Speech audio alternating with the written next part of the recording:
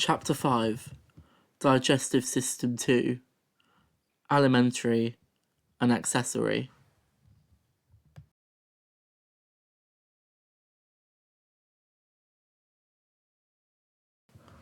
Stomach. On Christmas Eve, my dad tried to make fondue. He had been talking about it for weeks, or ever since he found a fondue pot for cheap on the Christmas sales at the shops. To everyone who came round to visit my mother, to the backdrop of me making cups of tea and coffee and sourcing boxes of biscuits, my dad would proudly exclaim, "This year we are making fondue, and it was going to be delicious. We were going to have it with bread, a perfect use of the yearly Christmas tradition of making 2 loaves of bread and making 2 more loaves of bread worth of dough balls formed in the shape of Christmas trees." When Christmas Eve finally rolled around, my dad called me out of bed. I was nursing the dehydration that came with a night of getting very drunk, and I was already in a bad mood. But I rolled myself out of bed, washed my hands, and began mixing the dry ingredients and water. What usually would have been a 2-man job became just my responsibility, as my dad had to grate all the cheese needed for this fondue. He easily grated one of them, but when it came to the camembert, my dad was adamant that the rind of the cheese can and should be added to the fondue. So, to the background of noise of Shrek playing on the TV, I told my dad that he should cut it off and not put it in the pot. My dad, adamant that he was right, Googled whether or not the rind was indeed edible. It was, but he never Googled if it should be in fondue. I made the bread quite passive-aggressively that afternoon. When my parents' friends came round that evening, something that had been a family tradition for as long as I could remember, my dad decided that now would be the time to heat the fondue. When my dad unveiled it to a group of people that had had fondue more times in one evening than they'd have had for the 2 years before, that it wasn't the climax he anticipated. We removed the tin foil around the loaves of bread and trays of dough balls. He then took the lid off the steaming pot of hot cheese, and the sight it contained was not pretty. The cheeses had separated, some being completely liquid, others clumping together, the rough rind of the camembert floating between the two. It was unfortunate, for my dad at least. Me and my mum found it hilarious. My dad is usually a great cook. He would often be the one to do all the cooking at home, whether it be a huge pot of stew, or a huge pot of bolognese, or a roast dinner for us 4 that would be enough for 10. My dad's food would always be hearty, and there would always be enough of it to feed us for days. I'm grateful for it. Looking back, the dinner table seemed to be the centre of the house. It was the ritual of eating, the memories of my sister sat in her high chair, her face covered in bolognese, her hands, the chair, and the floor covered too. It was where we had many Christmas dinners, Sunday roasts and spreads of foods at parties. We would put people's birthday cakes, dim the lights, and watch them blow out the candles. Where we would move the table into the centre of the room and play table tennis during lockdown. Where my mum would do crafts with me and my sister by covering the table in that large purple plastic sheet. The sea of purple dashed with the rainbows of paint, the sheen of dried glue that I would cover my hands in and peel off. I think eventually, though, the dining table stopped being the centre of the house. When I returned home that last Christmas to a house that didn't have my mother within it, things were left unfinished, and the table was not sat at for meals. When my mum returned home from the hospital and was forced to recover laying down, her place at the table was left unset. My sister stopped wanting to eat with family, so she would eat her dinner upstairs in her bedroom, and I so desperate not to be in a house that stopped feeling like home, that I wouldn't be home for dinner, as I would be out having drinks with friends. But that Christmas, my dad made fondue, and that year we all stood around the table, picking food from the platters that he had arranged on the table. and things hadn't changed so drastically, I guess. My dad had cooked enough food for 20 people. Small intestine. They swirled like snakes, writhing in a pit. I remember thinking, when my teacher showed a diagram of the intestines when I was a kid. Like Indiana Jones could swing over them and retrieve a precious gem.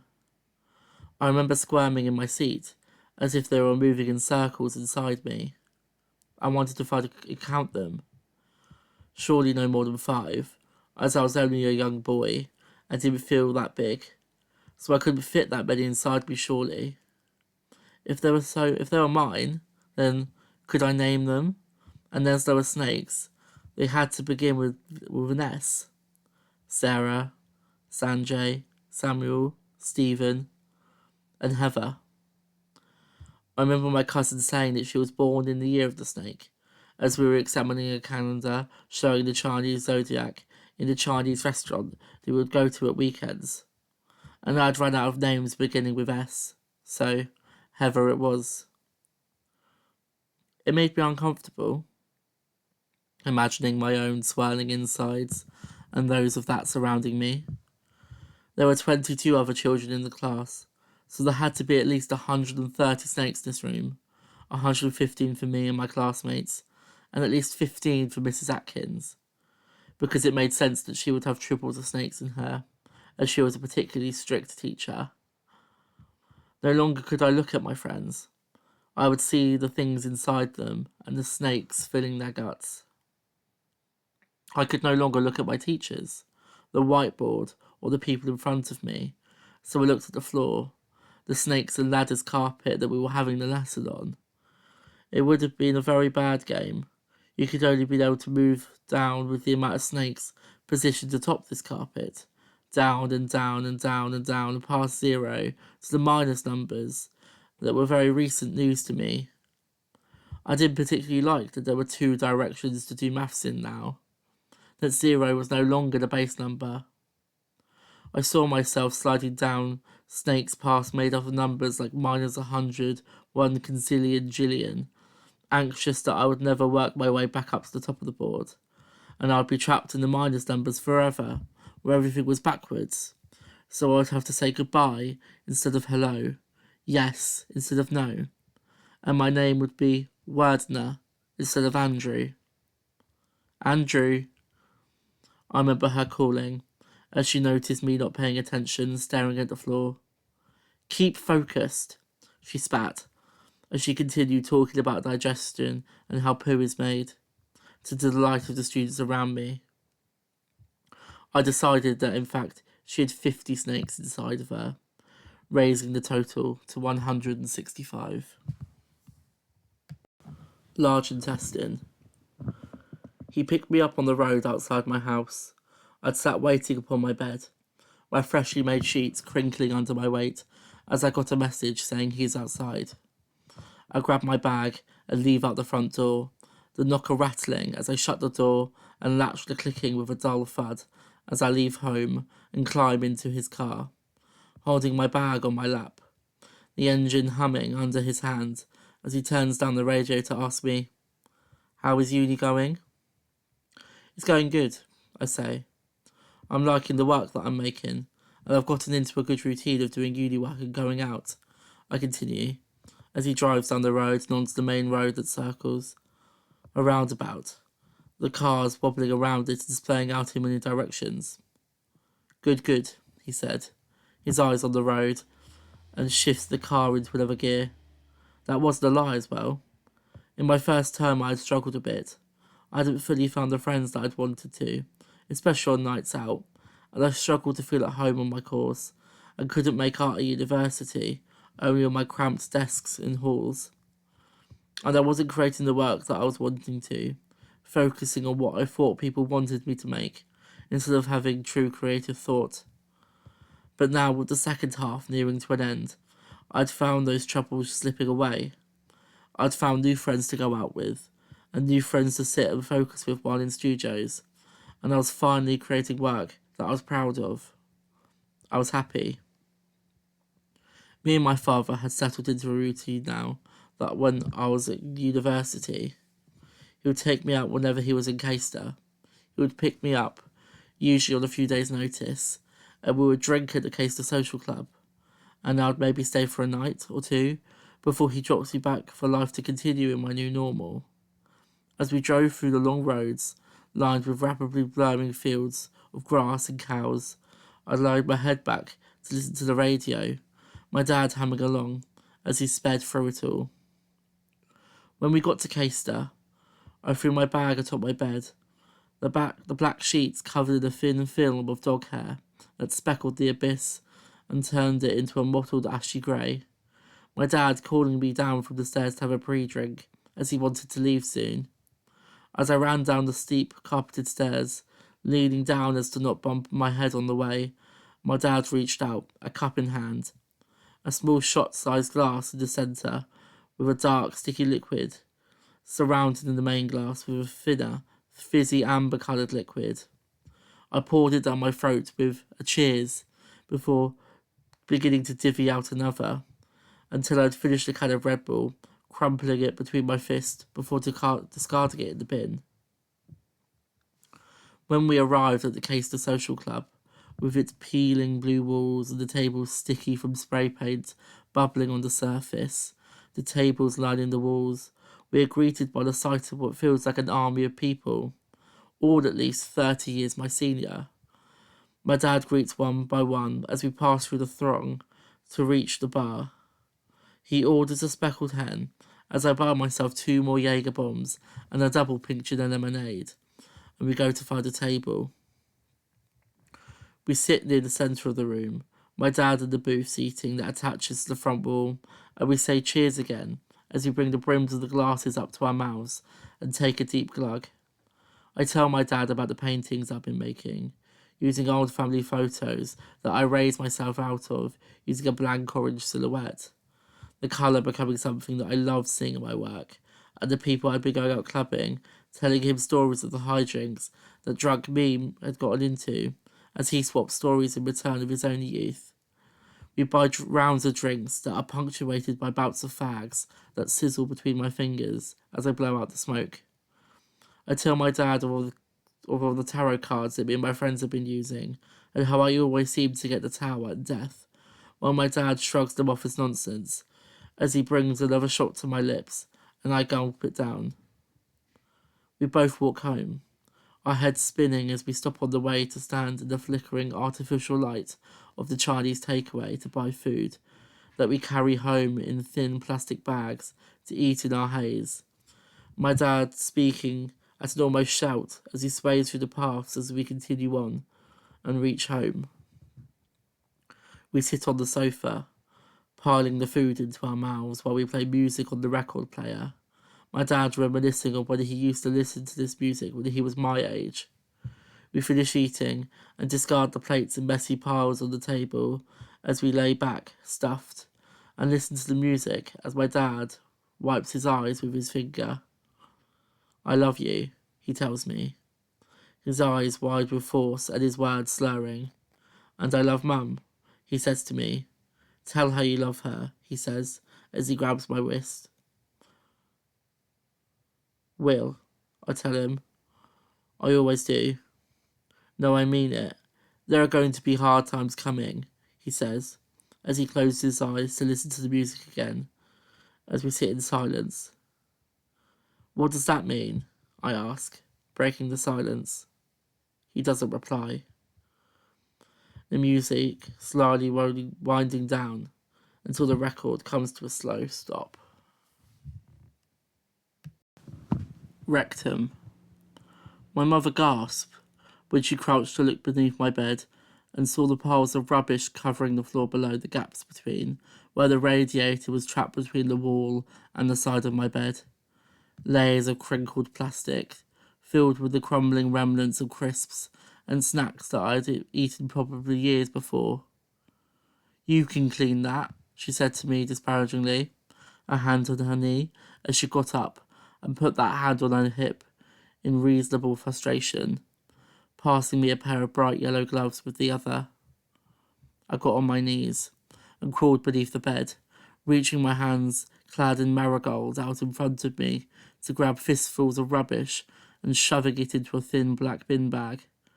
I shocked myself with the amounts of handfuls of rubbish that I'd been collecting down the side of my bed, almost a whole bag full, until I reached a hand out from under the bed behind me for my mother to pass me a dustpan and brush, so that I could thoroughly sweep up the layer of crumbs and dust scattered across the bedroom floor, until I was able to slowly pull myself from the cramped space and out, so that I could stand up in my bedroom.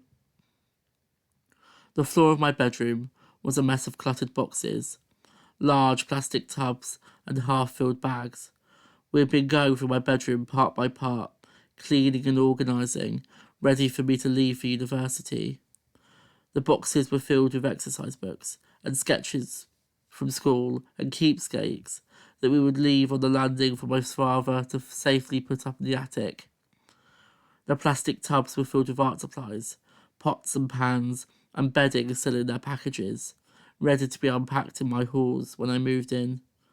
And all the bin bags were filled with rubbish and all the things in my bedroom that I'd found myself not wanting to keep.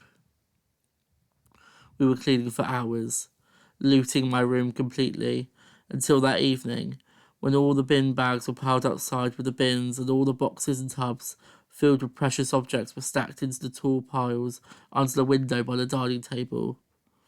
I stood in my room, that usually felt small, and packed to the brim with densely cramped together books and objects, and it now felt empty and harshly lit by the bulbs that hung from the ceiling. The floor, freshly mopped and cleaned, now shone like a beacon, as all the dried paint smeared and splattered against the wood grain had been meticulously scrubbed away, the floor still wet, dampening my socks, making them cold, and the fabric of them a darker colour. Anal canal. The words had just spilled from my mouth, as if I had spilled my guts up upon the dining room table, my vomit sliding across the wooden surface, pooling in the bowls of half-eaten food, splattered across my parents' faces. Their faces, frozen in shock, chunks dripping slowly from the table onto the floor.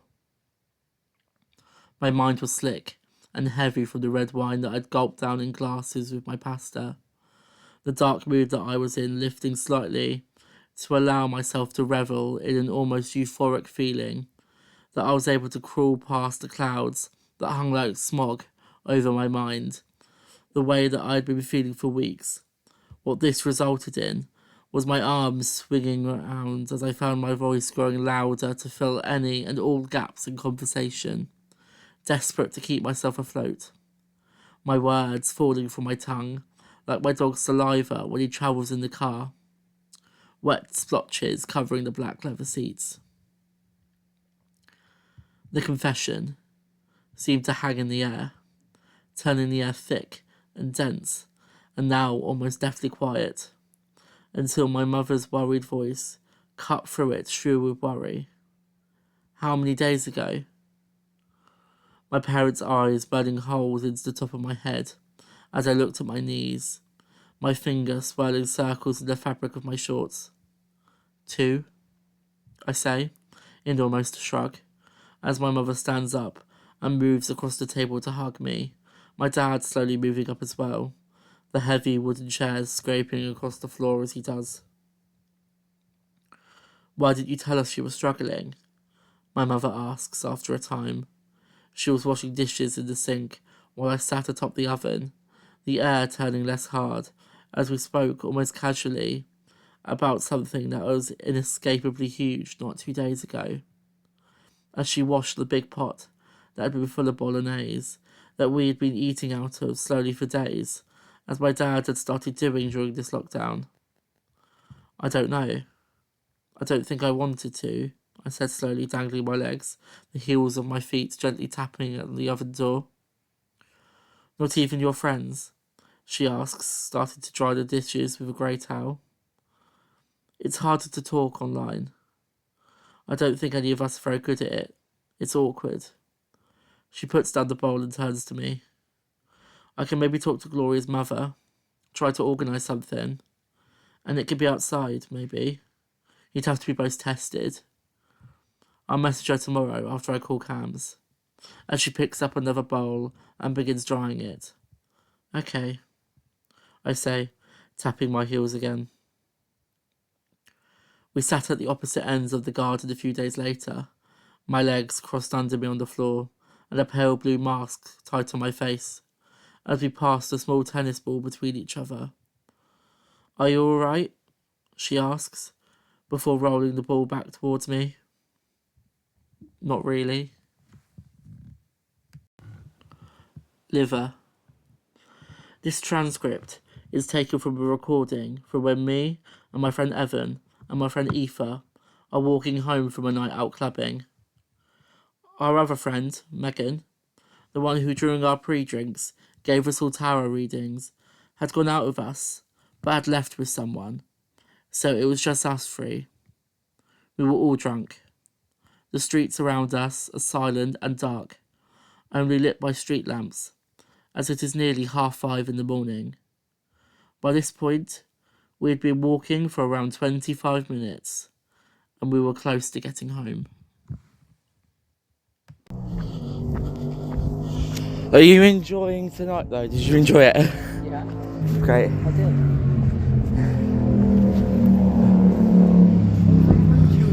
I was so like, oh my god, something's gonna happen. Always happens. Oh yeah. My tarot cards were a bit too spot on. They were. Mine were really spot on. It was scary. They were. I know the past one. No, I think your moon was the present. The moon was the Yeah, present. the moon was a present for you, yeah. Yeah. What was that? I don't know what that means. I don't know either. Something about I like, found something new. something about new beginnings and Yeah. shit like that. Yeah. That's very spot on. To be And honest. that's like one. And then That was your future. the future was. What was the future?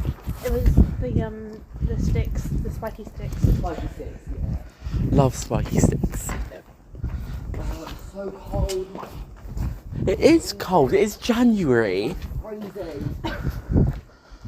Oh. We can cross the road here.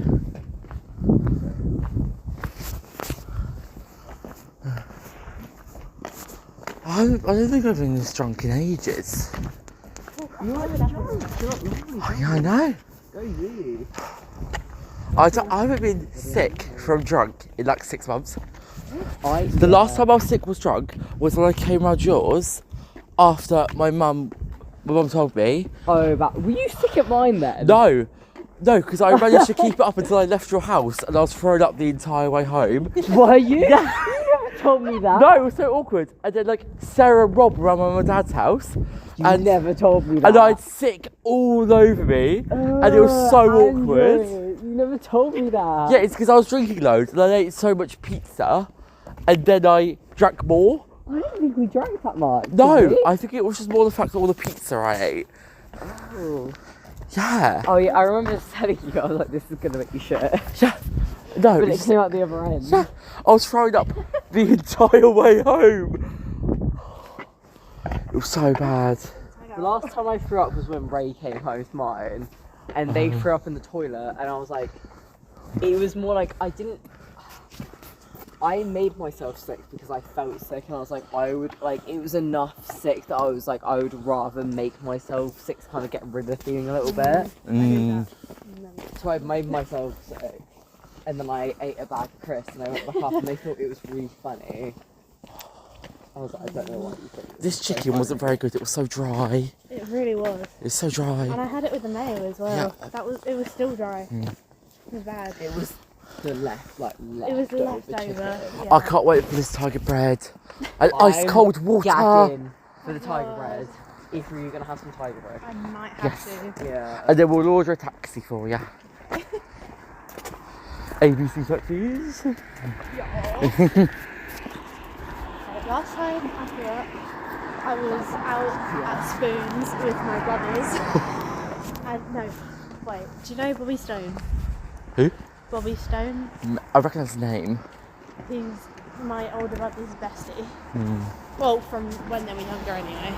They're not as close anymore, but I've known Bobby since I was very, very young. Because we used to go camping together. Like, both our families were really close. So over Christmas we usually meet up, like, both our families. And after we met up, we all went to Spoons. Like, me, Bobby and my brothers, we all went to Spoons. And they all kept buying me drinks because I was broke. Like, they all know I was broke, so they all kept buying me drinks. Oh, I love that. And I got very, very drunk. And we went to venue as well. They were buying me drinks there. The same thing happened that one time we went Spoons to White Hart venue. Yeah. I bought myself one drink that whole night. Everybody else was buying drinks. And I didn't buy a single drink that night. Yeah. But they all great. kept buying me drinks in It was Spoons because and in my venue. Spoons apps weren't working. Yeah. And then Andrew bought me like a lot of drinks and Spoons. And then when I went to White Hart, Megan was doing a whole I'm gonna buy everyone drinks like spiel. I love that for Megan. I love that for me, really. And then she got so drunk from all of those drinks she was buying in White Hart that she continued on in venue, and I was like, Yeah. But did you get a discount in White Hart because of Elliot or? No. oh no, he went there. My house is just here. Gallbladder. We were grateful for the window at least, in the long line of beds, separated by walls of thin curtains.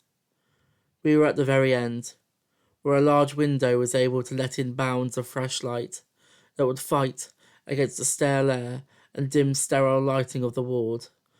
My mother had been stuck to her bed, at the end of a row of hospital beds, for nearly a week now.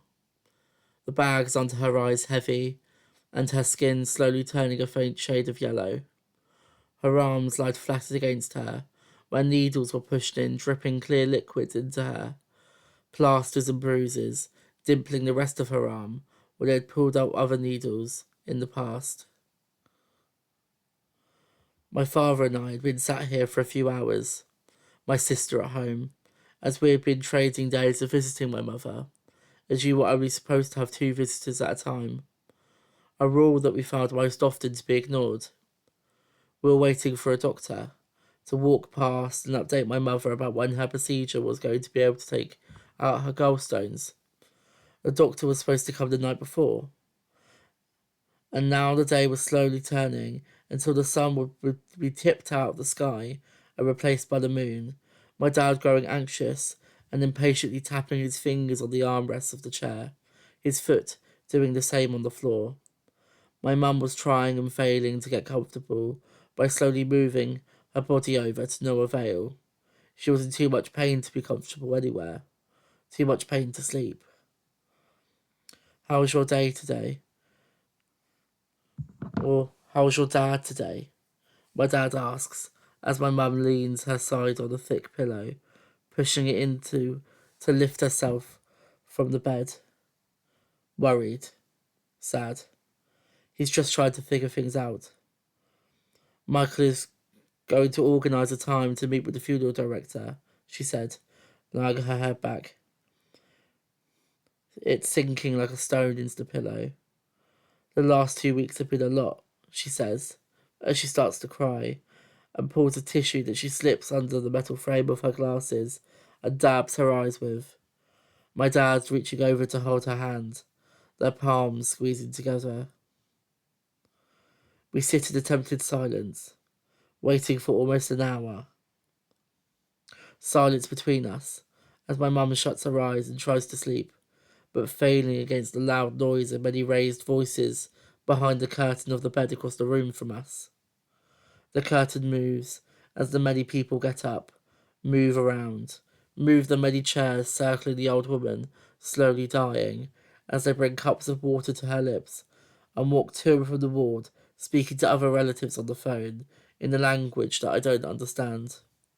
They talk loudly, women with squealing children on their laps, or loud videos playing from the speakers of their iPads, as the adults talk loudly amongst themselves, their voices breaking the relative silence of the beeping of the machines and the nurses pacing up and down the corridors. Pancreas. He passed around a small plastic tray of Werther's originals, dangling the pot in front of our faces with an outstretched arm as we awkwardly picked a small sweet covered in gold film. We quietly opened the film, the foil crackling as we popped the caramel-coloured hard candy into our mouths to slowly dissolve away. They were no longer shiny, the colour of toffee. They had grown more brittle and developed a white dust on its surface, as they were most likely bought years ago when my nanny was alive and had the faculties to buy herself those small sweets. Grandad sat himself back down on his large chair, surrounded by his trains, as he slowly picked through the tray, deciding not to take one and placing it down on the small table next to him. "When are you planning on visiting Christine?" he asks, turning his body to look at us as we move the hard sweets like a small stone in our mouths, my mother pushing it to one side of her tongue. "At the weekend, with you, hopefully," said my mother, returning once more to suck on the sweet. "Yes, I will." "What about you, Andrew?" my granddad asks. "He's undecided," my mum says before I can answer. I had agreed before, while my mother had drove me in her car, when I believed that she was going to go alone, and when I believed that it was something that I absolutely needed to do, as my other cousins were going to do, as they needed to see her one more time. But when my mother informed me that she was going to go with Grandad, regardless, my thoughts on it changed. I wasn't going to see her. I was going to see her body. She was long gone.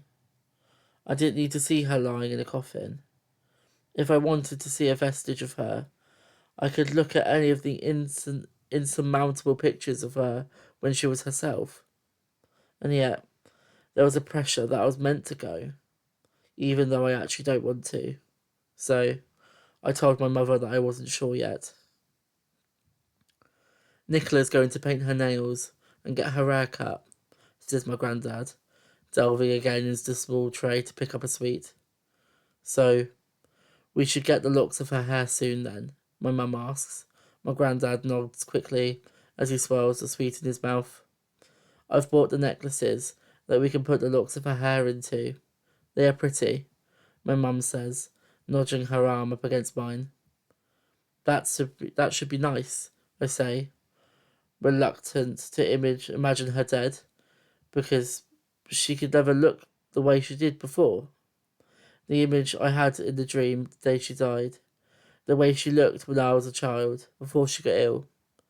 An image that I'd clung to while stuck in Caister for the first few days after she died, my dad refusing to leave and take me home until he'd finished his task in the driveway, when all I wanted to do was go back to Biggleswade, where all my family were, grieving together, and give my mother a hug.